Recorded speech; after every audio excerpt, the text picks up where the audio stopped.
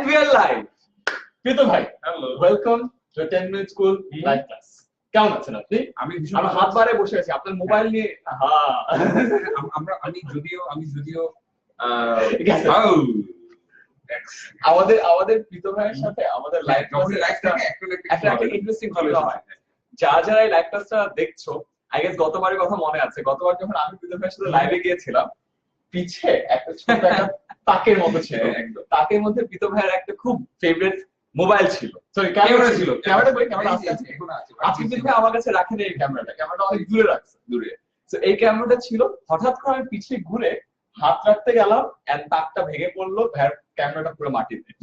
ওই দিন তারপর লাইভ দুইবার অফ হলো, দুইবার অফ হয়েছে। তো কিছু না কিছু একটা হবে, কিছু না কিছু একটা হয়েছে।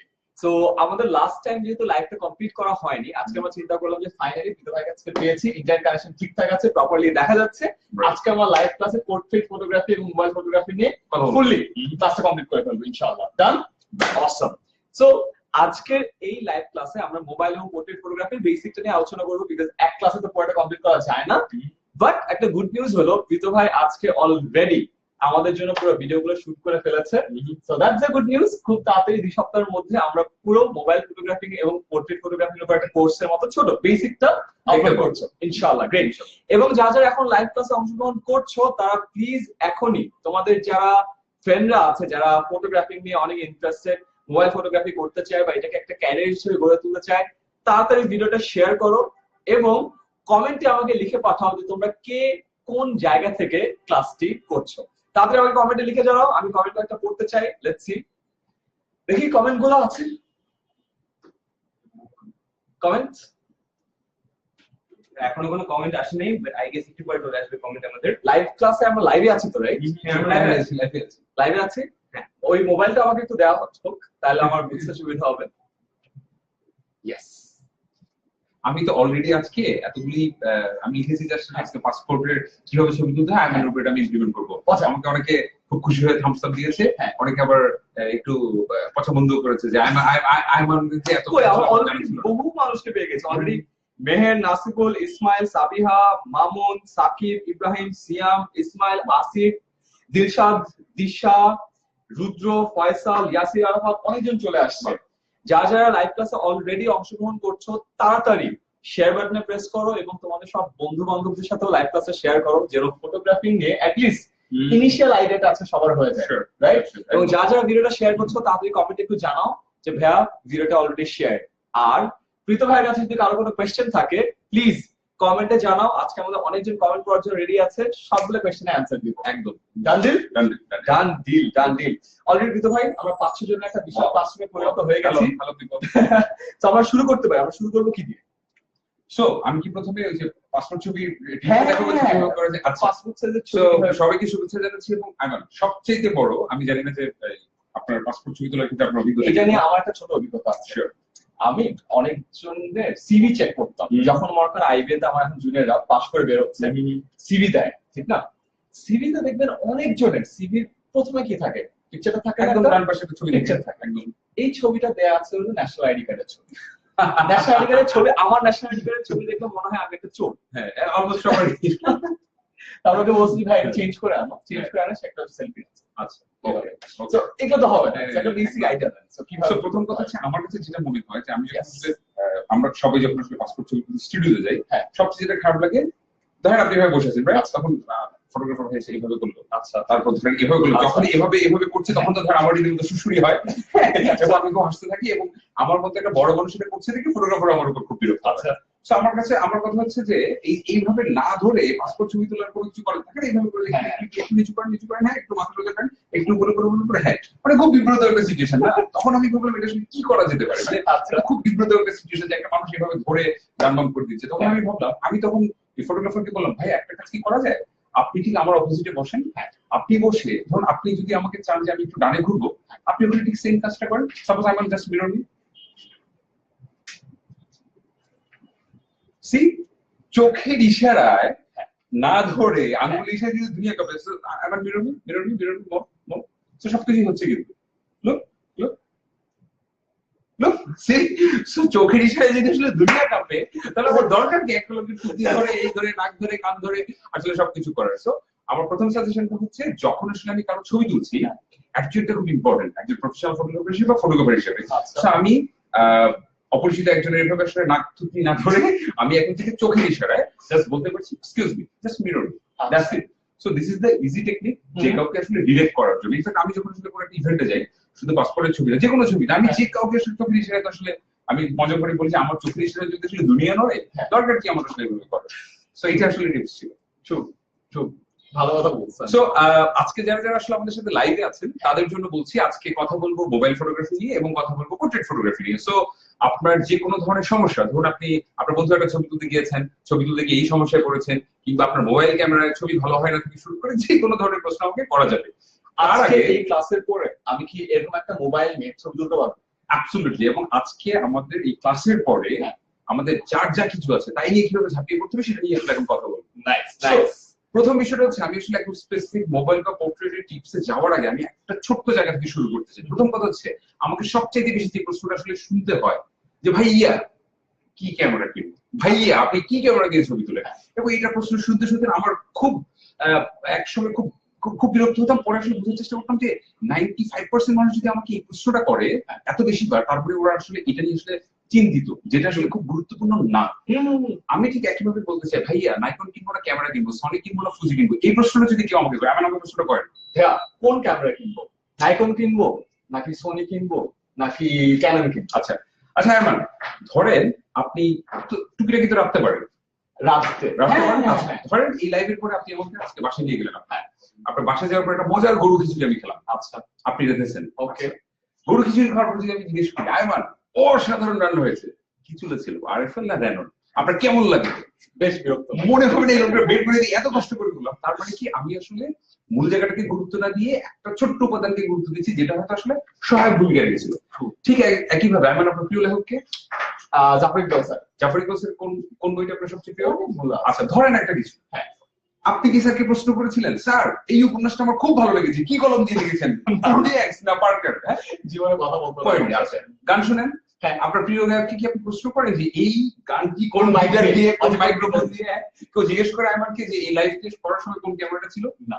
যদি না করে তাহলে কেন একবার আলোকচিত্রীকে প্রশ্ন করে কি ক্যামেরা দিয়ে ছবি তুলেছেন? তার মানে আপনি ধরে নিচ্ছেন এটা একমাত্র একটা যন্ত্র নির্ভর ক্যামেরা। যদি তাই হতো তাহলে আমাদের দেশে আনোয়ার হোসেন, শহীদুল আলমদের তো জন্ম হতো না, বা বড় বড় ফটোগ্রাফার হতো না, কারণ সবার তো আসলে একই রকম পরিস্থিতি থাকতো না। এবং আমি বলি যে আমি খুব সিম্পল একটা মধ্যবিত্ত ফ্যামিলির ছেলে, আমি মফস্বল থেকে এসেছি। সো যদি দামি ক্যামেরা দিয়েই ছবি তুললে ভালো হতো তাহলে তো আমার ফটোগ্রাফারই হতো না। সো বন্ধুরা যারা যারা আসলে আমরা এই ভ্রান্ত ধারণাটাকে বিশ্বাস করছি যে আমার একটা ভালো ক্যামেরা নাই বলে আসলে আমার ছবিটা হচ্ছে না, তাদের জন্য সেই গল্পটা প্রযোজ্য। একটা ভালো খিচুড়ির জন্য চুলার যা ভূমিকা, জাফর ইকবাল স্যারের ওই উপন্যাস লেখার পিছনে কলমের যে ভূমিকা, জেমসের সেই গানটির পিছনে গিটারের যে ভূমিকা, একটা ভালো ছবির পিছনে ক্যামেরাটার ভূমিকা সেই গুরুত্বপূর্ণ। সো আজকের পর থেকে যারা যারা লাইভ দেখছেন তারা নিশ্চয়ই আর এই প্রশ্নটা করবেন না কি ক্যামেরা দিয়ে ভালো ছবিটি তোলা যায়। এবং কারণ কি এই বিতর্কে কিন্তু কোনো শেষ নেই। আমি খেয়াল করে দেখবেন আমরা একটা অস্থিরতার মধ্যে দিয়ে বড় হচ্ছি। একটা নতুন ফোন সেট আসলে আমি যদি আসলে আইফোনের কথা বলি 5, 6, 7, 8 চলছে, যখন আসলে নতুন মডেল আসে আমি পুরোনোটা কিনি, কারণ এই চক্রটা তো কখনো শেষ হবে না। ধরেন আমি ঠিক করে নিলাম যে আচ্ছা নাইকন ক্যামেরার মধ্যে ধরেন নাইকন ভালো বা ক্যানন ভালো, বা আমি ফুজির অ্যাম্বাসেডর ফুজি ভালো ধরেন, বা আপনি সনি ভালো, রাইট? আচ্ছা তাহলে এরপর প্রাইম লেন্স না ভালো না জুম লেন্স? আচ্ছা জুম লেন্সের মধ্যে কোনটা ভালো, যেটা হচ্ছে সাদা কালারেরটা না লম্বাটা না ছোটটা, কোনটা? আচ্ছা ধরেন সেটাও বুঝলাম ভালো, একটা সিদ্ধান্ত আসলে যাচ্ছে জুম লেন্স ভালো প্রাইম লেন্স ভালো, ফাইন। এরপর হয় কি অনেকেই বলে ও বৃত ভাই তো আসলে একটা ম্যাক আছে এই জন্য এটাতে ভালো ছবি দিচ্ছে, আমার তো আসলে পিসি। তাহলে কি হচ্ছে আমরা সবসময় সেই বিষয়গুলোকে গুরুত্ব দিচ্ছি। আমার টিমের সবাই যে করে এই যে তারা তারা আছে না কি বলে সবাই ভালো না ম্যাক ভালো, পিসির জন্য এডিট হয় না। সেটাই আমি বলছি, আমরা বারবার আসলে অগুরুত্বপূর্ণ জিনিসগুলোকে খুব গুরুত্বপূর্ণ ভাবে, বুঝা গেল? আজকে যখন আসি হ্যাঁ আজকে আইপ্যাড কিনেছি। আচ্ছা কেন তাছাড়া কাজ হচ্ছে, ওকে ওকে, আইপ্যাডে কোনো অ্যাপ নেই, বাট এটা কাজ হচ্ছে। এটা আসলে আমার কাছে মনে হচ্ছে টোটালি আসলে একটা মেন্টাল গেম। সো যারা যারা আসলে আমরা ফটোগ্রাফি করছি আমরা যেন শুধুমাত্র ডিভাইস নির্ভরতা আসলে আমাদেরকে কমাতে হবে, কারণ এটা জাস্ট একটা সিস্টেম যেটা আমাদের জন্য করছে, আর কিছু না। আমার মনে আছে অনেক আগে আমি এই ছবিটা তুলেছিলাম একদম মোস্ট অ্যামেচার একটা ক্যামেরা দিয়ে। ইনফ্যাক্ট এই ছবিটা তোলা আমার মোস্ট অ্যামেচার একটা ক্যামেরা দিয়ে, আমি নাম বলছি না যেহেতু আসলে ওরা আসলে যে ক্যামেরা ছবি তুলছে ওরা কেউ পেটে করেনি, আসলে আমি ওদের ব্র্যান্ড অ্যাম্বাসেডর এর জন্য নাম বলছি না, আমি জাস্ট কিডিং। আমি যেটা বুঝাতে চাই এই জায়গা থেকে বের হয়ে আসতে হবে যে আসলে একটা ভালো ক্যামেরা হলে একটা ভালো ছবি হবে। কারণ আমরা আজকে মোবাইল ফটোগ্রাফি নিয়ে কথা বলবো, তার আগে এই জায়গাটা ক্লিয়ার করে নিজের সাথে নিজের বোঝাপড়াটা করতে হবে। এবং আমি একটা কথা সবসময় বলি you don't need to impress someone else, just you need to impress yourself. So নিজের সাথে যখন এই বোঝাপড়াটা হয়ে যাবে আয়মান যে আসলে ক্যামেরাটা গুরুত্বপূর্ণ না, তখনই আসলে মাথাটা খুলে যাবে। অ্যাবসলিউটলি। এবং আমি এর আগে একবার বলেছিলাম, আমার মনে আছে কিনা, বরং যার যত খারাপ ক্যামেরা তার তত বড় ফটোগ্রাফার সম্ভাবনা বেশি। মনে আছে না?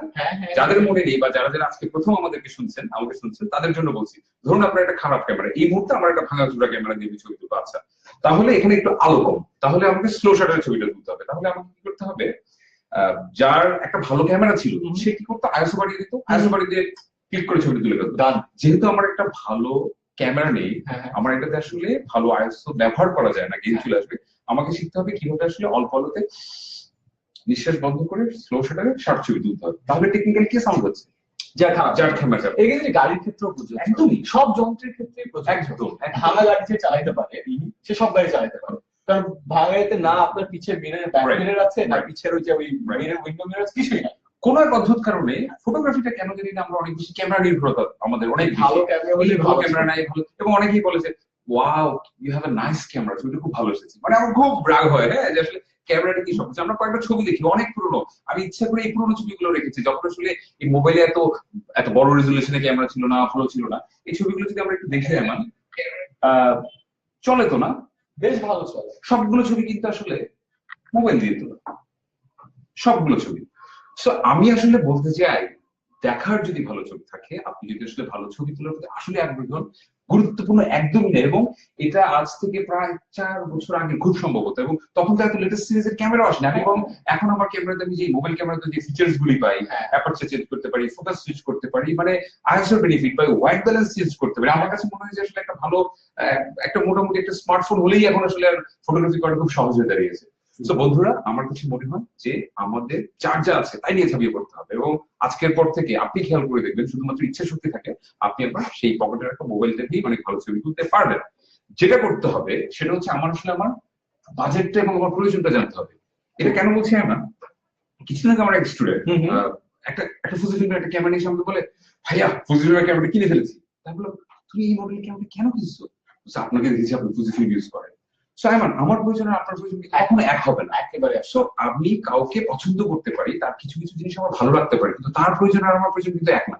আমি করি পোর্ট্রেট ফটোগ্রাফি, আপনি করতে চান স্পোর্টস ফটোগ্রাফি বা ল্যান্ডস্কেপ, আমাদের দুজনের লেন্সের প্রায়োরিটি কিন্তু দুরকম। সো আমার প্রয়োজনটা জানতে হবে। আরেকটা বিষয় হচ্ছে, একবার একজনের সামনে বলে, ভাইয়া আমি তো আসলে লোন করে অনেক দামি একটা ক্যামেরা কিনে ফেলেছি, প্লিজ আমাকে কাজ দেন। আমি বলছি, ক্যামেরা কেনার আগে তো আমাকে বলেন। সো কিডনি বিক্রি করে হাই রেঞ্জের ক্যামেরা কেনার কোনো দরকার নেই। আপনি আপনার বাজেট এবং আপনার প্রয়োজন অনুযায়ী আসলে আপনাকে এই সিদ্ধান্তটা নিতে হবে। কারণ আমি বিশ্বাস করি যে আসলে ফটোগ্রাফিটা হবি হোক বা প্রফেশন হোক, এটা একটা এক্সপেন্সিভ হয়। সো এটাতে একটু বুঝে শুনে আসলে করার দরকার নেই যে আমি একদম একটা দামি ক্যামেরা কিনে ফেললাম। সো আমি যেটা বলতে চাই সেটা হলো যে ডিএসএলআর আছে, মিররলেস আছে, স্মার্টফোন আছে, কম্প্যাক্ট আছে, ওয়াটারপ্রুফ আছে, যাই কিছু থাকুক না কেন, দিন শেষে কি হয়, একটা ভালো ছবি হয়। এবং খেয়াল করে দেখবেন, একটা ভালো ছবি হওয়ার পর কিন্তু কি দিয়ে আমি তুলেছি, আমি কি হাঁটু পানিতে তুলেছিলাম, সকালে তুলেছিলাম, না কষ্ট করে সারা রাত না ঘুমিয়ে একদম ভোরবেলা তুলেছি, গুরুত্বপূর্ণ না, ছবিটা কি হচ্ছে সেটা গুরুত্বপূর্ণ একদম। এবং সেটার জন্য আসলে আমার কাছে মনে হয় যে ডেফিনেটলি মোবাইল দিয়ে অনেক ভালো ছবি তোলা যেতে পারে। আরেকটা ধারণা আমাদের মাথার মধ্যে একদম গেঁথে আছে, যে আমি যখন আসলে দেশের বাড়ি শুট করি, আমার যে ছোট্ট মিররলেস ক্যামেরা দিয়ে যখন শুট করি, নোবডি কেয়ারস। কিন্তু আমি এটা দিয়ে যদি আমার দেশে কোথাও কোনো ইভেন্টে যাই, তখন সবাই ভাবে ও আচ্ছা, পৃথিবী আমাকে গুরুত্ব দিচ্ছে, একটা ক্যামেরা নিয়ে আসছে। সো সাইজের সাথে, ক্যামেরা সাইজের সাথে কিন্তু ভালো ছবির কোনো সম্পর্ক নেই। এটা আমি খেয়াল করি, আগে যখন কেউ বড় একটা ক্যামেরা, একটা হাতে ক্যামেরা, একটা এখানে ঝুলতেছে, তখন মনে হয় যে ও একদম বড় হবে, একদম। এখন মিররলেস ক্যামেরাতে 4K শুট করা যায়, আমি সেই সকল ফ্যাসিলিটিস যদি একটা ছোট ভার্সনে পাই, দরকার কি? দরকার নেই। So the bigger the better, not exist. আমাদের এখানে ওরা যখন ক্যামেরা চেঞ্জ করলো, বড় ক্যামেরা থেকে যখন ছোট ক্যামেরা আসলো, আমি ওদেরকে বলতাম যে এই অবস্থা কেন, এত দাম দিয়ে এটা কিনছো? আমি অনেক প্যারা খেয়ে যেতাম, এটা আসলে কিন্তু মনে হয়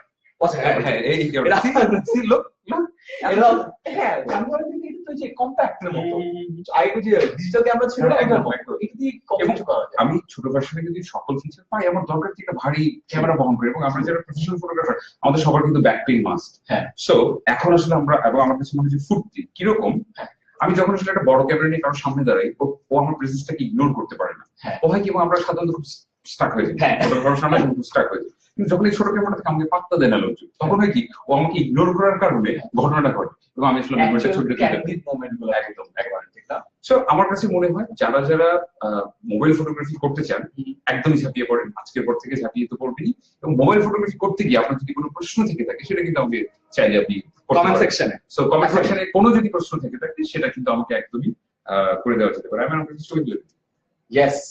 এবং আমাদের মধ্যে একজন কমেন্ট করেছে, হ্যাঁ, রজত বালা, উনি কমেন্ট করেছেন যে মোবাইল ফটোগ্রাফির ক্ষেত্রে কোন মোড ভালো, মানে অটোমেটিক মোডে ছবি তোলা উচিত না ম্যানুয়াল মোডে? আচ্ছা অটোমেটিক মোডে কি ভালো ছবি তোলা যায়? আচ্ছা ওকে।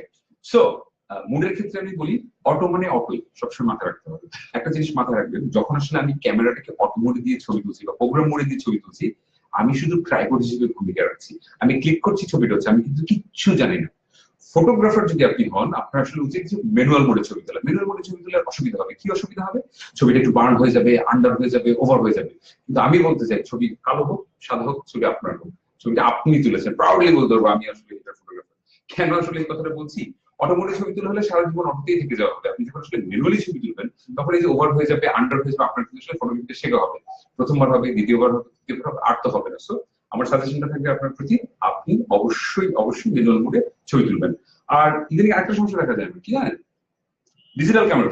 আমরা যখন আসলে ফিল্মে ছবি তুলতাম, 36টা ফিল্ম অনেক এক্সপেন্সিভ ছিল, ডেভেলপ করতে হতো, প্রিন্ট করতে হতো, অনেক ভেবে চিন্তে একটা ক্লিক করতাম। হ্যাঁ, এবং হচ্ছে যে ধরেন আপনার ছবি তুলছি, রাইট? তো এই যে এখন আপনি চোখের পলক বলে দিবেন, রাইট? একদম বুঝে শুনে প্রথম 3-4 মিনিট আপনাকে অবজার্ভ করে তারপর ক্লিকটা করি। ফিল্ম তো এক্সপেন্সিভ, এখন কন্টিনিউয়াস শাট করতে একটা ভালোই হবে। সো এই জায়গাটার জন্য আমার কাছে মনে হয় আমাদের থট প্রসেসিং সেই ব্যাপারটা চলে আসছে। হ্যাঁ, আমার যখন এক ফ্রেন্ড আছে অলওয়েজ যে একসাথে 10টা ছবি তোলা যায় না, অলওয়েজ এটা তুলে। হ্যাঁ, একটা তো ভালো আছে। হ্যাঁ, একটা তো ভালো আসবে, আর পয়সা তো খরচ হচ্ছে না। এটাও কিন্তু একটা ভুল, পয়সা কিন্তু খরচ হচ্ছে প্রত্যেকটা ক্যামেরার। প্রত্যেকটা ক্যামেরা একটা শাটার কাউন্ট বলে একটা শব্দ, একটা বিষয় থাকে। সো ধরে নিলাম, জাস্ট বোঝানোর জন্য বলছি সাধারণভাবে, এই ক্যামেরাটা 1000 শাটার কাউন্ট।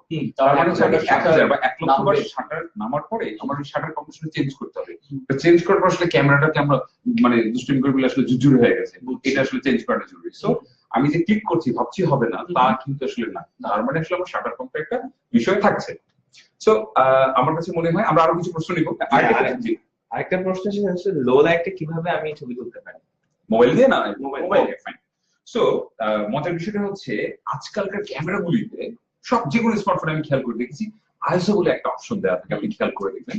আইএসওটা হচ্ছে কি আসলে আলোর ধারণ ক্ষমতা। আপনি খেয়াল করে দেখবেন 100 আইএসওর বদলে যদি আপনি আসলে 400 আইএসও দিয়ে দেন বা 800 আইএসও দিয়ে দেন, আলোর গ্রহণ করার আসলে রিসিভ করার পাওয়ারটা বেড়ে যাবে।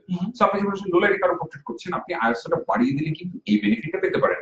আর অথবা যারা যারা আমাকে এই প্রশ্নটা করেন যে ভাইয়া আমার ক্যামেরাতে তো আসলে ভালোভাবে আইএসও কন্ট্রোল করা যায় না বা কিছু নাই, আমার সহজ সহজ সমাধান হচ্ছে ফটোগ্রাফি। আমি না টর্চ আছে মোবাইলে, এই মোবাইলে টর্চ আছে। আচ্ছা, টর্চ একটু বের করেন।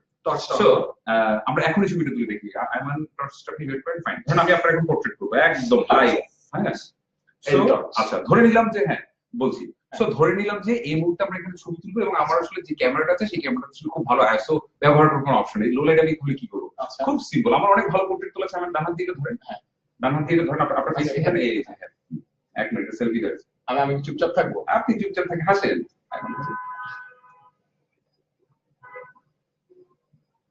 হ্যাঁ, সো দেখেন আমার মোবাইলটা ধরা ছিল, কিন্তু মজার বিষয়টা হচ্ছে মোবাইলটা দেখা যাচ্ছে। সো ফটোগ্রাফিটা কি? ফটোগ্রাফিটা তো আসলে আলো নিয়ে খেলা, খুব খারাপ ছবি আসছে একটা।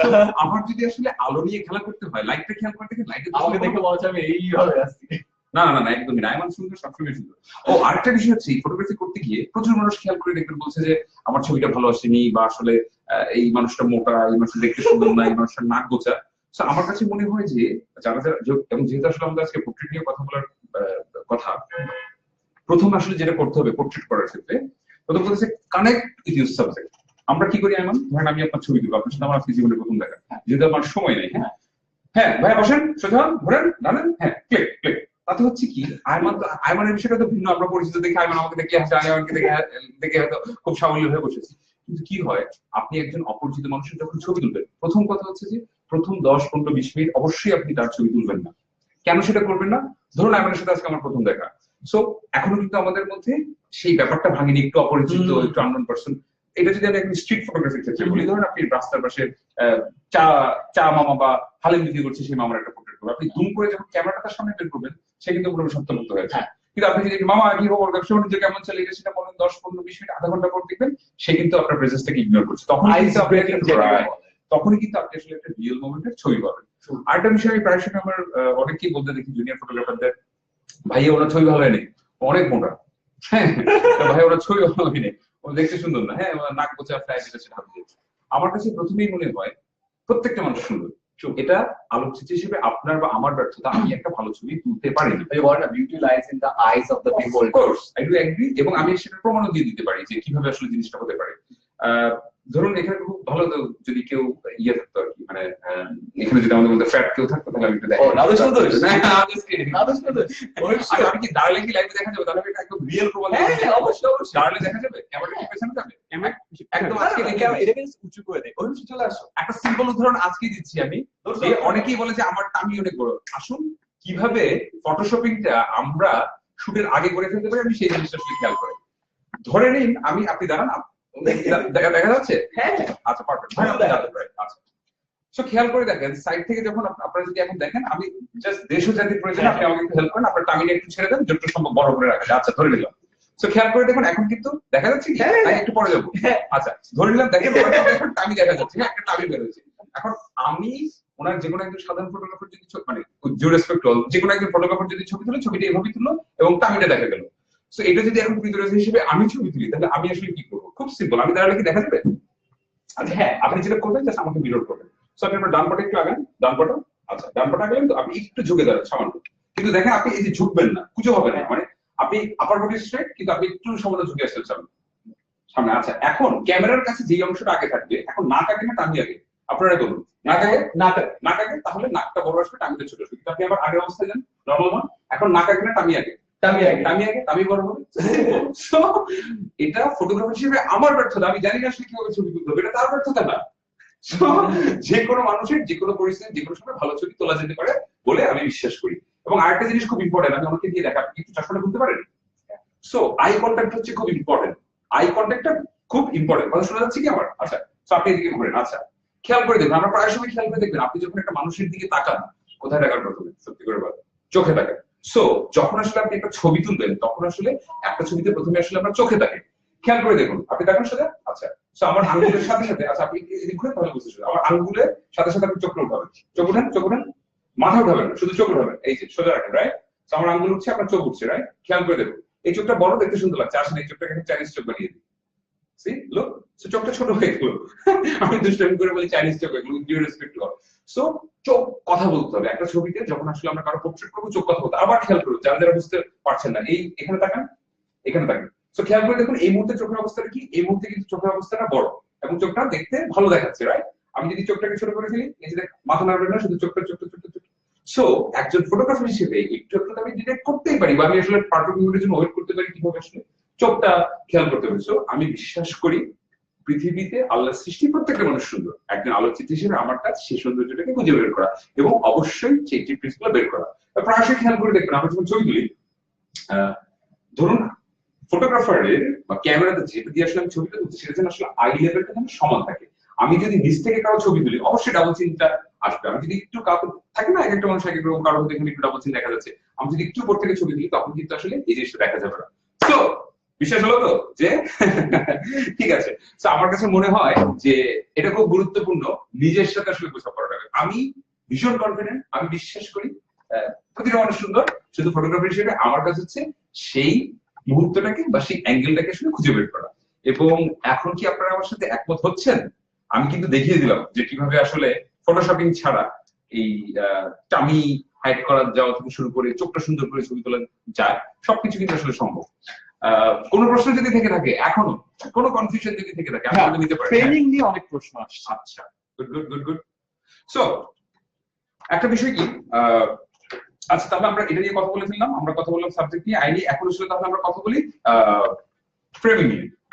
প্রথম কথা হচ্ছে আয়মান, হ্যাঁ আপনারা যারা যারা এখনো স্ক্রিনের ওই পারে আমাকে দেখছেন, বা আয়মান আপনারা তিনজন বা চারজন যারা যারা আমার সামনে আছেন, সবাই আমার একটা ছবি তুলে ফেলেন কুইক, মোবাইল দিয়ে কুইক।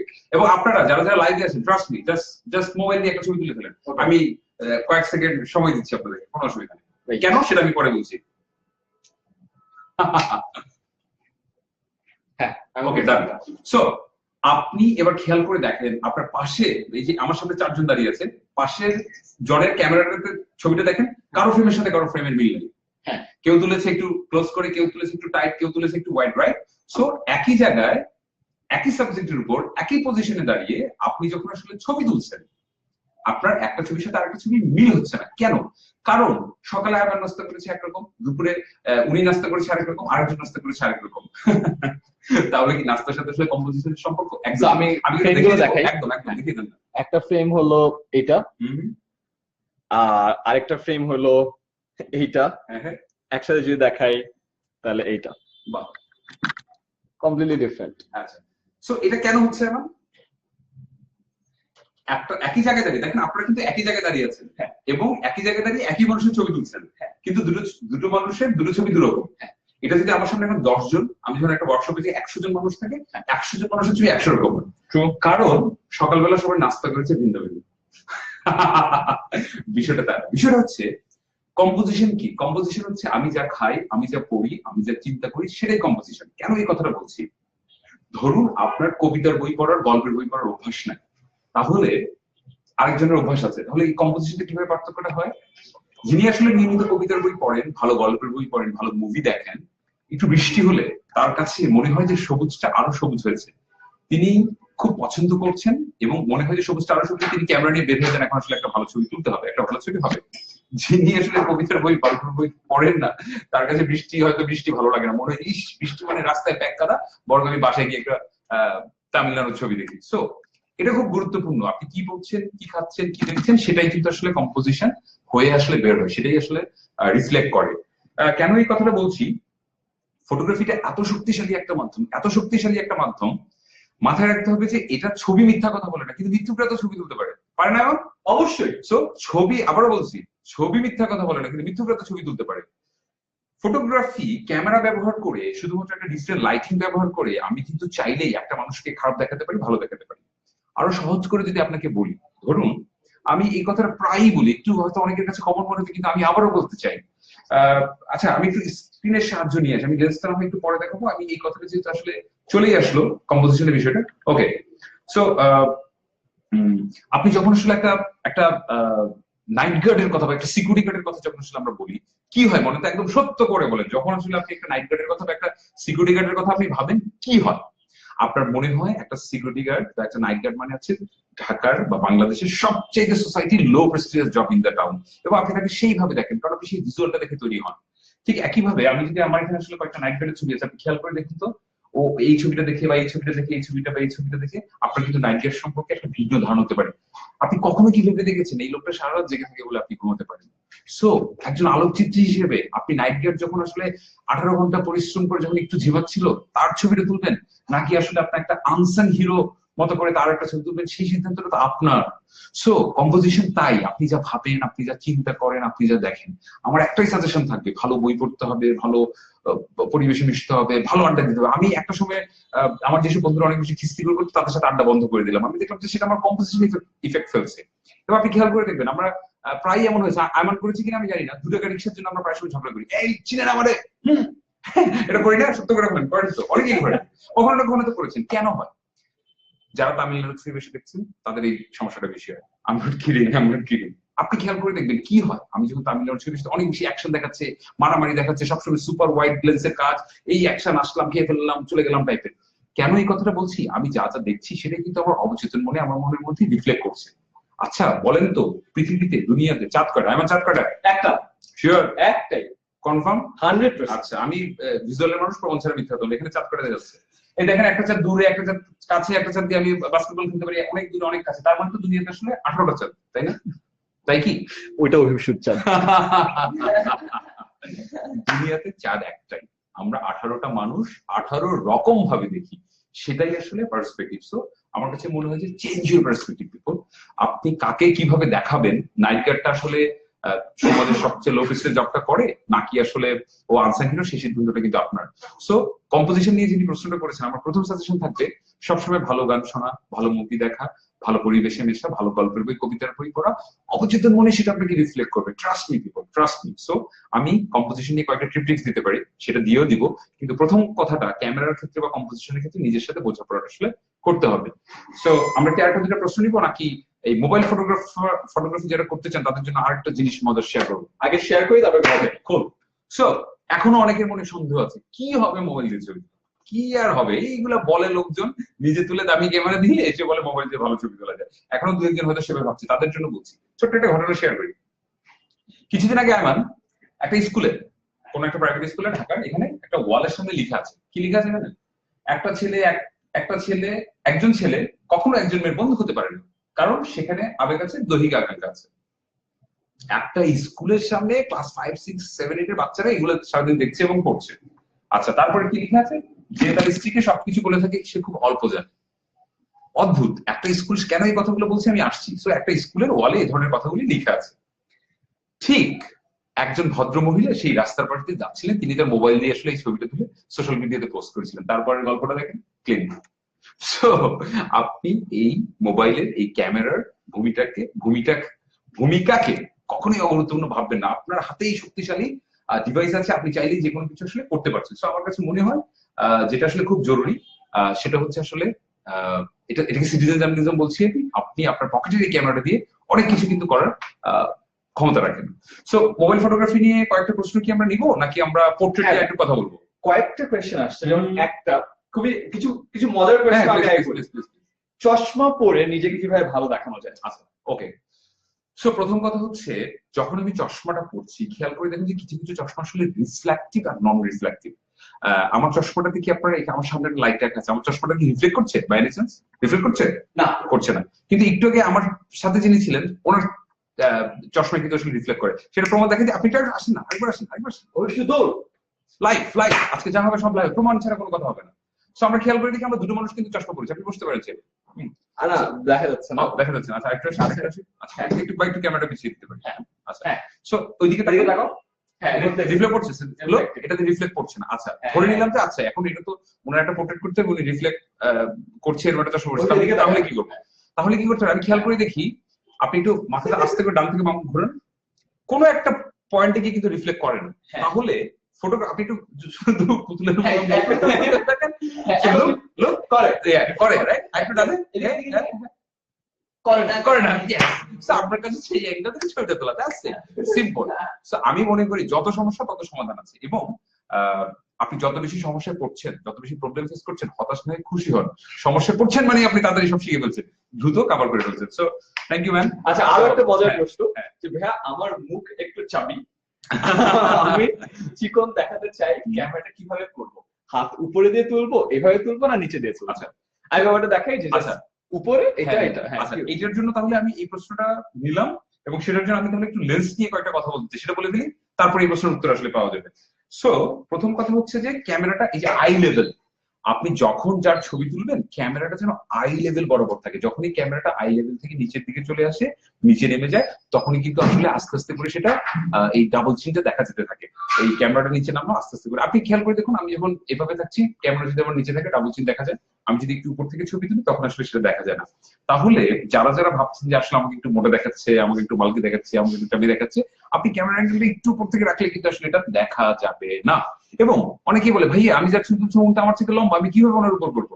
একটা জিনিস সবসময় মাথায় রাখবেন, ছবিটা তোলার জন্য আমি চুলের উপর দাঁড়ালাম না, ওনাকে টুলে বসালাম না, আমি ময়ের উপর, উনি ময়ের উপর, আই ডোন্ট কেয়ার। আমার দিন শেষে একটা ভালো ছবি তোলা প্রয়োজন।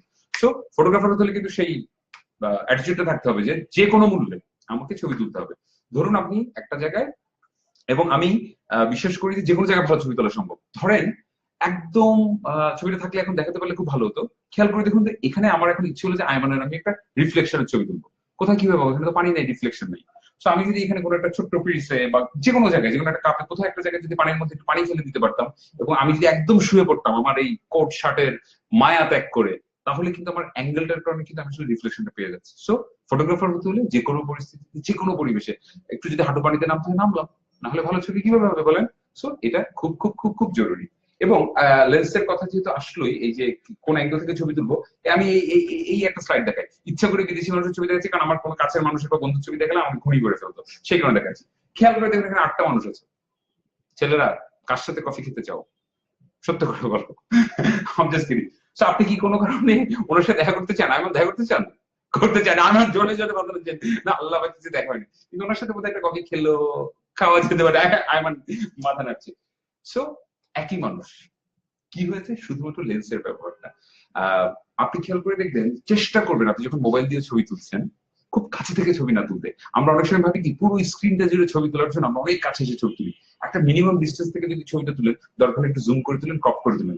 যখন আপনি খুব কাছে থেকে কারো ছবি তুলেন তখন আসলে ছবিটার এই অবস্থা দাঁড়ায়। যদিও আমরা মোবাইল ফটোগ্রাফি নিয়ে কথা বলছি, এটা আসলে আমরা ওয়াইড লেন্সে যখন এই ধরনের ছবি তুলি ধরে একটা ডিস্ট্রেশন হয়ে যায়। সো খেয়াল করে দেখুন, আস্তে আস্তে করে যখন আমার আসলে সংখ্যাটা উপরের দিকে যেতে থাকে, মানে যত আপনি ওয়াইড লেন্সে যাবেন তত এই ধরনের ডিস্ট্রেশনটা হয়। অনেক সময় খেয়াল করে দেখবেন আমরা অনেক কাছে চলে এসেছি, নাকটা বড় হয়ে গেছে, মুখটা এলো এব্রো থেব্রো দেখাচ্ছে।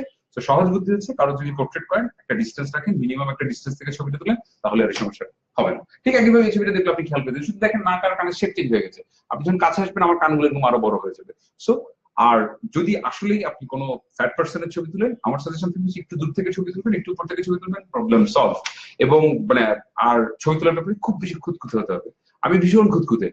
ধরুন আমাদের ফটোগ্রাফারদের জীবনটা কিন্তু খুব কঠিন, এবং যারা যারা ফটোগ্রাফি করছেন বা করার প্ল্যান করছেন তাদের জীবনও খুব কঠিন হয়ে যাবে। কেন বলেন তো? আগে আমরা ফিল্মে ছবি তুলতাম, সুন্দর গিয়ে ল্যাবে দিয়ে দিতাম, ল্যাব থেকে প্রিন্ট হয়ে যেত, আমাদের কাজ শেষ। এখন কি করতে হয়? ছবি তুলতে হয়, এডিট করতে হয়, স্টোর করতে হয়। মানে আমাদের কিন্তু আসলে মুভি দেখার সময় দিন দিন কমে যাচ্ছে, টেকনোলজি ফাস্ট হচ্ছে, আর ফটোগ্রাফার অনেক বেশি আষ্টে পৃষ্ঠে আটকে পড়ছে। কিন্তু আমার জন্য সেই সমস্যা হয় না। কেন? কারণ আমি ফটোশুটিংটা আগেই করে নিই। খুব সিম্পল করে যদি বলি, ধরুন এই মুহূর্তে আপনি আমার পোর্ট্রেট করছেন। আমার পোর্ট্রেট করলে কি হচ্ছে, মাথার অর্ধেক অংশে টিভি দেখা যাচ্ছে, অর্ধেক অংশে আরেকটা অংশ দেখা যাচ্ছে। বা আমি আসলে খুব ভালো ক্যামেরা ঘুরিয়ে দেখাতে পারলে, মানে অনেক রকমের পিছনে অনেক ইনস্ট্রুমেন্ট আছে, রাইট? আপনি যদি আমাকে বলেন হয় সাবজেক্ট সরতে হবে নাহলে মডেল সরতে হবে, আমি যদি একটু সরে যাই, খেয়াল করতে দেখুন আমার পিছনে কিন্তু একটা সলিড কালার, কোনো ব্যাকগ্রাউন্ডে কিন্তু আর চোখ যাচ্ছে না, যাচ্ছে কি? তো সবসময় মাথায় রাখতে হবে, হয় ক্যামেরা সরাতে হবে, না হলে সাবজেক্টকে সরাতে হবে। তাহলে আসলে এই ফটোশপিংটা যদি আমি আসলে একটু আগে করি, তাহলে আমার আর পরে ঠিক করতে হবে না। আপনি এখনই যদি ক্যামেরা লেভেলটা উপরে রেখে আমার ছবি তুলেন, ডাবল চিন আসবে না তো? ফটোশপে গিয়ে সময় নষ্ট করতে হবে না তো, একটা কি মুভি দেখেন ভালো, সেটা কম্পোজিশনে হেল্প করবে। আর আপনি যদি না বুঝে ক্যামেরাটা লো লেভেলে রেখে আমার ছবি তুলেন, ছবি তুলতে হবে, আবার বাসায় গিয়ে 1 ঘন্টা ধরে ফটোশপিং করে এই ডাবল চিনটা সোজা করতে হবে। বুঝা গেল? সো আর কি কোনো প্রশ্ন ছিল? হ্যাঁ, অনেক কোয়েশ্চেন আসছে। অনেকে জানতে চায় যে ওই যে এখন সামনে যে সাবজেক্টটা আছে তার চেহারা দেখা যাবে, পিছে সবকিছু ব্লার হয়ে যাবে, এই এফেক্টটা কিভাবে আছে? এই আমি কি এটা বলবো, এটা নাকি এটা বেশি প্রসেসর হয়ে যায়? আমি যে ফোনটা ইউজ করছি, আমি এটা দিয়ে দেখিয়ে দিই একটু। এই অ্যাপারচার এই অপশনটি এখানে আছে, এটা যে ফোনে নাই। আচ্ছা সেটাও বলছি। সো আজকালকার স্মার্টফোনগুলি বেশ স্মার্ট হয়ে উঠছে, ব্যাটারিটা ছাড়া যদিও। সো যাই হোক, এই ক্যামেরাটাতেই আপনি খেয়াল করে দেখবেন অ্যাপারচার বলে একটা অপশন দেওয়া থাকছে আজকালকার ফোনগুলিতে। সো অ্যাপারচারের লেভেলটা যখন আসলে আমি সংখ্যার জায়গায় কমিয়ে আনছি, এখানে 0.95 বা 1, 2, 3, তখন আসলে খুব ছোট জায়গা জুড়ে ফোকাসটা থাকছে। আর অ্যাপারচারের সংখ্যাটা যখন আসলে আমি 22 করে দিচ্ছি, তখন আসলে বড় জায়গা জুড়ে ফোকাসটা থাকছে, মানে পুরো জায়গাটা সবকিছু পরিষ্কার দেখা যাচ্ছে। তাহলে এটা তো আচ্ছা, ভালো কথা, এই ক্যামেরাটা স্মার্ট, ও স্মার্ট এই অপশনটি আছে। আপনার যদি স্মার্ট অপশনটি থাকে, আপনি কি করবেন? খুব সহজ, খুব সিম্পল। আপনি চান যে একটা ব্যাকগ্রাউন্ড ব্লার হয়ে যাবে, যার ছবি তুললে তাকে পরিষ্কার দেখা যাবে। সাবজেক্টের সাথে আমার যখন আসলে ডিসটেন্সটা কম, তখন যদি আপনি আমার ছবিটা তুলেন, এটা পরিষ্কার আসবে, আমাকেও দেখা যাবে। কি করতে হবে? সিম্পল একটা কাজ করতে হবে, ব্যাকগ্রাউন্ডের সাথে সাবজেক্টের দূরত্ব ঘটিয়ে দিন, তাহলেই আপনি খেয়াল করে দেখবেন যে ব্যাকগ্রাউন্ডটা ব্লার হয়ে যাবে। সহজ, সবকিছুর আসলে সলিউশন আছে, এবং যত প্রবলেম ফেস করবেন তত বেশি আসলে আপনি সলিউশনের দিকে যাচ্ছেন। সো আমরা অনেকগুলি প্রশ্ন নিতে চাই, এবং হচ্ছে যে যাদের যাদের এখনো কোনো কনফিউশন আছে ফটোগ্রাফি নিয়ে, মোবাইল নিয়ে, পোর্ট্রেট নিয়ে, যে কোনো বিষয় কিন্তু আসলে শেয়ার করা যেতে পারে। তাহলে লো লাইটে ক্যামেরার কোনো ট্রিক আছে? লো লাইটে যেটা করতে হবে খুব সিম্পল, যে আসলে আইএসওটা আমি বাড়াতে পারি, কিন্তু আইএসওটা যদি আসলে আমি বেশি বাড়াই, অনেক সময় আসলে গেইন চলে আসতে পারে, ছোট ছোট দানার মতো ব্যাপার আসতে পারে। সো ফটোগ্রাফি তো আলো নিয়ে খেলা করে। আপনাকে কে বলেছে খুব অন্ধকারে ছবি তুলতে? এবং আমার সহজ হিসাব হচ্ছে, ধরুন এমন একটা জায়গায় আপনি ছবি তুলছেন, আলোর খুব অভাব, পকেটের মোবাইল, টর্চ, এবং আমার একবার আমি নাইট গার্ডদের উপর একটা সিরিজ করছিলাম একবার। সো রাতের বেলা ছবি তোলা সবচেয়ে বড় সমস্যা কি? আমি ঠিক যে জায়গায় দাঁড় করিয়ে ছবিটা তুলছি, যে আলো নেই। আমার সাথে হুন্ডা ছিল, আমি এমনও হয়েছে যে হুন্ডার চাকার নিচে একটা বড় ইট দিয়ে একটু উপর করে দিলাম। আমার তো লাইট প্রয়োজন, সে লাইটটা কি আমার টর্চের লাইট, মোবাইলের লাইট, হুন্ডার লাইট, বাসের light, I don't care. So আপনি একটু ঠান্ডা মাথায় যদি চিন্তা করেন, তাহলে কিন্তু আসলে কোনো সমস্যা না। নেক্সট কোয়েশ্চেন, ভাইয়া, ছবি তোলার পর এডিটটা কতটুকু গুরুত্বপূর্ণ এবং কোন সফটওয়্যার ইউজ করলে ভালো? আচ্ছা, সো এডিটটা গুরুত্বপূর্ণ, কিন্তু একটা জিনিস মাথায় রাখতে হবে, একজন আলোকচিত্রী হিসেবে আমি খুব বেশি আসলে পার্সোনালি এডিটিংটা পছন্দ করি না, ততটাই গুরুত্বপূর্ণ যতটুকু না হলেই আসলে নয়। যেহেতু আমি ফিল্মে ছবি তোলা মানুষ, আমি আসলে কিছুটা এডিটিং আগেই করে ফেলতে চাই। পেছন থেকে চেয়ার দেখা যাচ্ছে, ব্যাকগ্রাউন্ডটা ভালো না ডানমাপ করে আমি সেটা আগে ঠিক করে ফেলছি। তারপরেও এডিটিংটা আজকাল খেয়াল করে দেখবেন প্রায় সময় আমরা মুখটাকে একদম প্লাস্টিক করে দিই, এবং হচ্ছে যে অনেক বেশি আমরা শার্পেন করে দিচ্ছি, অনেক বেশি কালার অ্যাড করে ফেলছি। তো একটা জিনিস মাথায় রাখবেন, এডিটিংটা করবেন সবসময় চোরের মতো, ধরা না পড়া পর্যন্ত, যে আমার ছবিটা দেখে বুঝে যাবে না যে আমি এডিট করছি। যখনই বুঝে যায় তখন আপনি কি আসলে গ্রাফিক্স ডিজাইনার হতে চান না ফটোগ্রাফার হতে চান, সেই সিদ্ধান্তটা আপনার নেওয়া প্রয়োজন। বলে না যে চুরি বিদ্যা বড় বিদ্যা, যদি পরে না ধরা। তবে আমি একদমই বেসিকের জায়গা থেকে কিন্তু কথাগুলো বলছি। আজকাল অনেকেই আছেন যারা ফাইন আর্ট ফটোগ্রাফি করছেন, অনেক বেশি পোস্টে কাজ করেন, সেটা ভিন্ন বিষয়।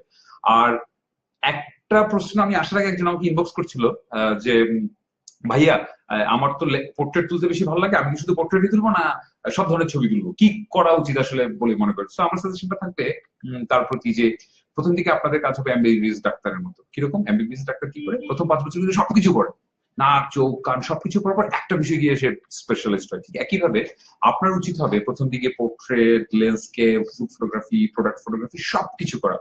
সবকিছু করতে গিয়ে দেখবেন যে আপনি আসলে আপনার পছন্দটা খুঁজে বের করে ফেলেছেন। খেয়াল করে দেখুন, আপনি হয়তো শুধুমাত্র ফ্যাশন ফটোগ্রাফার হতে চান, আপনার খুব ভালো লাগে মডেলদের ছবি তুলতে, আপনি হয়তো জানেনই না আপনি ওয়ার্ল্ডের সেরা প্রোডাক্ট ফটোগ্রাফার হতে পারতেন। আপনি কখনো তো প্রোডাক্ট ট্রাই করেননি, তো আপনি আসলে নিজের প্রতিভাটাকে চেক করেননি। আমার সাজেশন থাকবে সবকিছু তুলে কিছুদিন পরে নিজেই আসলে নিজের সিদ্ধান্তটা নিতে পারবেন। ভাইয়া মোবাইল দিয়ে রানিং কোনো একটা জিনিসের পিক ক্যাপচারের কোনো থিওরি? আচ্ছা, মোবাইল দিয়ে যদি আপনি চলমান বস্তু ছবি তুলেন, আজকালকার মোবাইলগুলিতে, বিশেষ করে আমি যে মোবাইলটা ব্যবহার করছি এই মুহূর্তে, দাম খুব বেশি না, সেখানে আমি এই অপশনগুলি আছে, আমি শাটার কন্ট্রোল করতে পারি, অ্যাপারচার কন্ট্রোল করতে, আইএসও কন্ট্রোল করতে পারি। সো আপনি যদি সেটা কন্ট্রোল করতে পারেন তাহলে তো খুব খুব সিম্পল, আপনি শাটার স্পিডটা একটু বাড়িয়ে দিবেন। চলন্ত কোনো কিছু বস্তু ছবি তুলতে হলে আমরা শুধু শাটারটাকে একটু প্রায়োরিটি দিয়ে শাটার স্পিডটা বাড়িয়ে দিই। আর আপনার যদি সেই ক্যামেরাতে সেই অপশনটি না থাকে, তাহলে এমন একটা মোমেন্টে খেয়াল করা যে কখন আসলে আমি সেই জিনিসটাকে, সাবজেক্টটাকে আসলে আমি ধরতে পারছি। আরেকটা বিষয় কি জানেন, এটা ঠিক, এটা সত্যি যে ডিএসএলআর দিয়ে আমি অনেক সময় যা যা কিছু করতে পারি আমি সেটা মোবাইল দিয়ে করতে পারবো না। অসুবিধা কি তাতে? আমি যদি আমার লিমিটেশনটা জানি, এটা দিয়ে এই অপশনটা করা যাবে না, কোনো অসুবিধা নেই তো। সো আমার কাছে মনে হয় প্রত্যেকটা ডিভাইসের আপনি খুব দ্রুত যেভাবে আসলে ফেসবুকে ইউটিউবে ঢুকে যেতে পারেন, ফেসবুকে কিভাবে লাইক কি কি যেন আশেপাশে সবকিছু জানেন, ঠিক একইভাবে আপনার উচিত হবে আপনার ক্যামেরা ফোনটির সাথে আপনার বন্ধুত্বটা আসলে বাড়াতে হবে। আপনি যখন আপনার বন্ধুত্ব বাড়াবেন তখন দেখবেন যে আপনি সবগুলো ফিচার সম্পর্কে জানছেন এবং খুব দ্রুত আসলে সেটাকে করতে পারছেন। আরেকটা বিষয় ভাই, হ্যাঁ, কয়েকটা র্যাপিড ফায়ার, অনেকগুলো কোয়েশ্চেন সেম তো, আমি বলবো আপনি অ্যানসার দিবেন। হ্যাঁ, অলরাইট। ডিএসএলআর ফটোগ্রাফিং করার পর আপনি কোন সফটওয়্যার দিয়ে এডিট করেন? আমি লাইটরুম। লাইটরুম। মোবাইল দিয়ে তোলার পর আপনি কোন সফটওয়্যার এডিট করেন? মোবাইলের যেই কমন সফটওয়্যারটা, যেমন আমি আগে আইফোন ইউজ করতাম, এখন একটা অ্যান্ড্রয়েড ইউজ করছি, যে গুগল ফটোস এ ভালো এডিট করা যায় কিন্তু। হ্যাঁ আচ্ছা, একদম। থার্ড কোয়েশ্চেন হলো স্লো মোশনের ব্যাপারে আইডিয়া চাচ্ছে। সো স্লো মোশনের ছবিটা তোলার ক্ষেত্রে একটু টেকনিক্যালি মোবাইল দিয়ে কতদূর সম্ভব সেটা একটা বিষয়, কারণ আজকালকার স্মার্টফোন গুলো দিয়ে একদমই সম্ভব, যেহেতু আমি শাটারের পাশে আইএসও কন্ট্রোল করতে পারি, কিন্তু কিছু কিছু ফোনে হয়তো সেটা নাও হতে পারে। দ্যাটস ওকে টোটালি গাইস, মানে সব অপশন সব ফিচার থাকতে হবে না, মানে এটা নিয়ে কোনো টেনশন করবেন না, যা আছে সেটা নিয়ে ঝাঁপিয়ে পড়েন। আচ্ছা, লাস্ট দিন আমাদেরকে ছবি তোলার কিছু টেকনিক দেখেছিলেন না ভাই, আমাকে যে সাবজেক্ট বানিয়ে? হ্যাঁ, ওরকম কিছু ট্রিক? হ্যাঁ, শিওর শিওর। আমি একজন আজমান আসবে, একদম আসতেই হবে। আজমান যাও, হ্যাঁ, আমি কোয়েশ্চেন গুলো করি। কোন প্রশ্ন আছে কারণ যে কি সমস্যায় পড়েন একটা বন্ধুর পোর্ট্রেট যখন করেন, বা যখন ছবি তুলতে যান, আপনাদের কি কি সমস্যা হয় সেই জিনিসগুলো কিন্তু আসলে খেয়াল রাখবেন। ফ্রেমিং অনেকে জিজ্ঞাসা করছে। ওকে, সো প্রথম কথা হচ্ছে আমরা যখন কারো ছবি তুলি, এটা খুব গুরুত্বপূর্ণ যে আসলে ফোকাসটা কোথায় করবো। ফোকাসটা নিয়ে কিন্তু প্রচুর মানুষের প্রচুর কমপ্লেন এবং প্রচুর ভুল হয়ে যায়। কেউ ফোকাস করে ধরেন পুরো আমি আজমানের পুরো ছবি তুলবো, ফোকাস করেছে কোথায়, মোটামুটি আজমানকে মেপে মাঝখানে পেট বরাবর ফোকাস করেছে, হ্যাঁ, অথবা ফোকাস করেছে কোথায়, গালে অথবা কানে। না, একদমই না। প্রথম কথা হচ্ছে আমরা যখন একটা মানুষের দিকে তাকাই, যখন আমরা একটা মানুষের পোর্ট্রেট করি, তখন আসলে আমরা কোথায় তাকাই, তার চোখে তাকাই। সো ফোকাসটা হতে হবে চোখে। সো মোবাইল ফোনে কি হয় যে আপনি যেখানে, ধরেন আমি একটা পোর্ট্রেট করছি আজমানের, আমি যেখানে আসলে যেখানে ফোকাস করতে চাই, ধরে নিলাম যে আমি চোখে ফোকাস করতে চাই, তো আমি যদি চোখে ক্লিক করে দিই তখন কিন্তু আসলে অটোমেটিক ফোকাস হয়ে যাচ্ছে। মোবাইলে ফোকাস করা তো আমার কাছে মনে হয় খুব সহজ। এবং আমি আজকে বলছিলাম গল্প করে যে আজকালকার মোবাইল গুলি যা শুরু করেছে, প্রফেশনাল ফটোগ্রাফারদের কয়েকদিন পরে আর ভাত থাকবে না। কেন এই কথাটা বলছি, আপনি একটা ছবি তুলে ফেলার পর আপনি চাইলে পরবর্তীতে সেটা ফোকাস চেঞ্জ করতে পারছেন, অ্যাপারচার চেঞ্জ করতে পারছেন। সো মানে আমি সুপার ইমপ্রেস যে আজকালকার মোবাইল ফোন গুলি আসলে যা যা করছে। সো আমার কাছে মনে হয় যে ফোকাস নিয়ে আর টেনশনও করতে হবে না। আপনি যদি ভুলে একটা অন্য জায়গায় ফোকাস করে ফেলেন, স্মার্টফোন গুলি এখন এত বেশি স্মার্ট হয়ে উঠছে, আপনি পরবর্তী চাইলে সেই ফোকাসটাকে সুইচ করতে হবে। ওয়াও, পরের প্রশ্নটা কি ছিল? ফ্রেমিং। ফ্রেমিংটা কিভাবে কি হতে পারে? সবাই প্রশ্ন। আচ্ছা, সো ফ্রেমিং বলতে আসলে সবাই যেটা বুঝাচ্ছে, আমার কাছে মনে হয় যে আমি কি ক্যামেরাটা একটু এদিকে ঘুরতে পারি? হ্যাঁ, একটু জাস্ট বোঝানোর জন্য ওর দিকে অল্প করে। হ্যাঁ, সম্ভব? আচ্ছা, তুমি একটু আসো হাজবেন্ড, বসো। আচ্ছা, আজান হাই। ওকে, সো দেখা যাচ্ছে কি মানে কি অবস্থায় আছে ফ্রেমটা? আচ্ছা, এই যে ফ্রেমটা এই অবস্থায় আছে। আচ্ছা, ওকে। সো খুব সিম্পল, আমি যদি এই পাশ থেকে মানে ক্যামেরাটা আমি একটু এদিক থেকে ঘোরাতে চাই, আসলে মানে এদিক থেকে যদি জাস্ট একটা ছবির জন্য আর কি দেখাতে চাই। সো ক্যামেরাটা যদি এই যে এখন যেখানে আছে, রাইট, আমি আরেকটু এদিকে নিয়ে আসি জাস্ট বোঝানোর জন্য, সবাই বুঝতে পারবে তাহলে। আচ্ছা, আমি যদি ক্যামেরাটা এখন এখানে রাখি, আজনানের ছবি তুলে আমার কি হচ্ছে, এখানে একটা লাইট পড়ছে, আজনানের এই পাশে আলো বেশি এবং পিছনে অনেক রকমের জিনিস দেখা যাচ্ছে, কিন্তু এই যে ঘড়ি, বোর্ড, জিনিসগুলো দেখা যাচ্ছে, রাইট। এই যে আচ্ছা, যদি এখানে থাকতো, আচ্ছা একটু একটু যাও, আমি একটা জিনিস দেখাই, মানে তুমি দাও ইফ ইউ ডোন্ট মাইন্ড। হ্যাঁ, আচ্ছা ঠিক আছে, ওর ছবি তুলছে, রাইট। ঠিক ওর মাথার পিছন থেকে কিন্তু একটা ঘড়ি বের হয়ে গেল, পিছনে একটা ব্ল্যাকবোর্ড দেখা যাচ্ছে, পেছনে আবার টেবিল, মানি ব্যাগ, এটা সেটা অনেক কিছু দেখা যাচ্ছে। তাহলে কি হচ্ছে, আমি যখন আসলে ওর ছবিটা তুলছি, মূল সাবজেক্টের চাইতে কিন্তু আমার অন্যান্য জায়গায় চোখ চলে যাচ্ছে, রাইট। সেটা না করে কোনোভাবে যদি আমি আসলে ওকে এই ব্যাকগ্রাউন্ডটাতে রাখতে পারতাম, সো আমি যদি এই ব্যাকগ্রাউন্ডে রাখি, ক্যামেরাটা একটু ওখানে নেওয়া সম্ভব? I don't know. Okay okay, yes yes. So আমি যদি ঠিক এই জায়গায় যদি আমি এখন ফ্রেমটা করি, লুক, আমি যদি ঠিক এই জায়গায় ফ্রেমটা করি এখন, এবং পেছনে কি কোথাও চোখ যাচ্ছে আমার, মানে এই ক্লোজ ফ্রেমটাতে, রাইট, কোথাও কিন্তু চোখ যাচ্ছে না, তাহলে আমি কি করলাম, ফ্রেমিংটা করার সময় মাথায় রাখতে হবে ছবি থেকে অপ্রয়োজনীয় অংশ সব ফেলে দিতে হবে। এখন এই মুহূর্তে আমি ঘড়িটা ফেলে দিলাম, মানে আমি ধরে নিচ্ছি যে ডান পাশ কিন্তু হবে না, হ্যাঁ, বাঁ পাশের এই অংশটুকু শুধু, ঘড়ি ফেলে দিলাম, লাইট ফেলে দিলাম, সবকিছু কিন্তু আমি ফেলে দিলাম, আমি চলে আসি।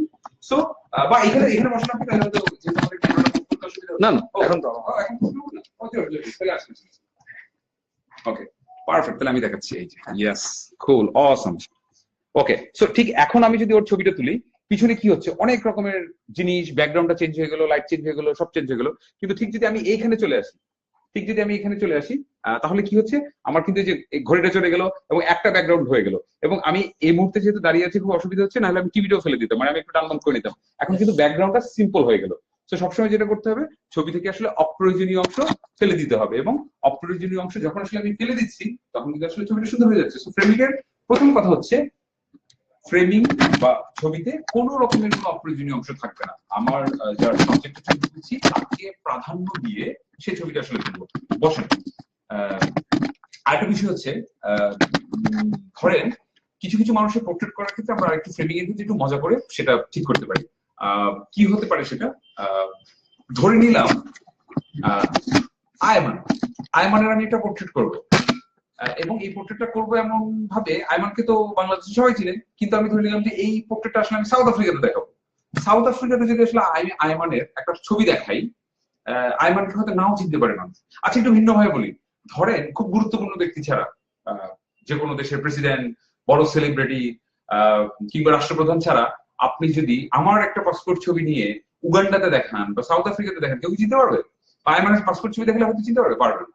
তাহলে কি করতে হবে, আমি যদি একটা ছবি তুলতাম যেখানে আয়মানের পিছনে একটা লাইব্রেরি থাকতে পারতো বা একটা বুক শেলফ থাকতে পারতো, তখন কি মনে হয়, আচ্ছা সামহাও বোধহয় উনি বইয়ের সাথে কানেক্টেড, কিছু হতে পারে উনি লাইব্রেরিয়ান, হতে পারে উনি টিচার, কিছু একটা। এবং আমি যদি সামনে আয়মানের সামনে যদি একটা টেমিস স্কুলের একটা ছোট্ট একটা লোগো থাকতো, কিংবা একটা ল্যাপটপে আয়মান হতো ক্লাস নিচ্ছে লাইটিং গুলি সহ, তখন কি হচ্ছে, আমি আসলে ওই ছবিটার মধ্যে কিন্তু সেই ইনফরমেশনটা দিয়ে দিচ্ছি এই ব্যক্তি কে বা কি করে।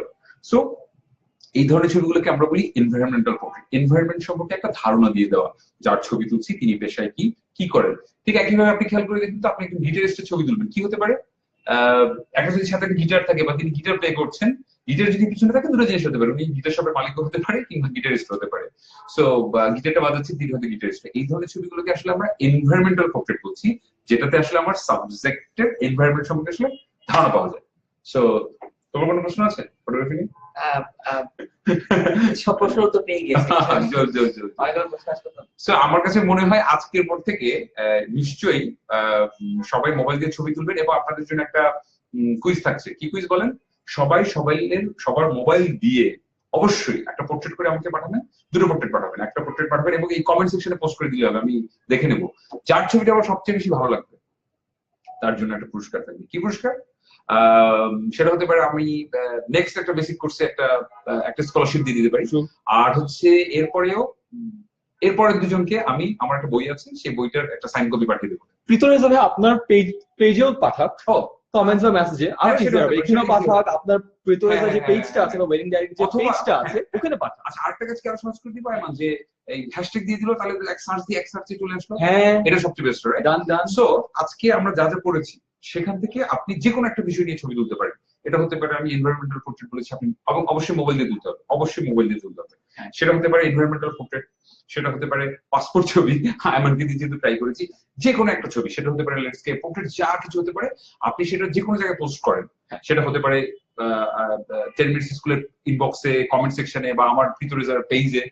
কিন্তু একটা জিনিস করেন সেটা হচ্ছে হ্যাশট্যাগ ব্যবহার করেন, 10 মিনিটস স্কুল হ্যাশট্যাগ ভিতরে। তাহলে হবে কি আমরা ওই হ্যাশট্যাগ দিয়ে সার্চ দিলে একসাথে সবার ছবি দেখে ফেলতে পারবো আগামী কয়দিন। আরো ছোট হ্যাশট্যাগ বানাই, হ্যাশট্যাগ 10ms হ্যাশট্যাগ PR।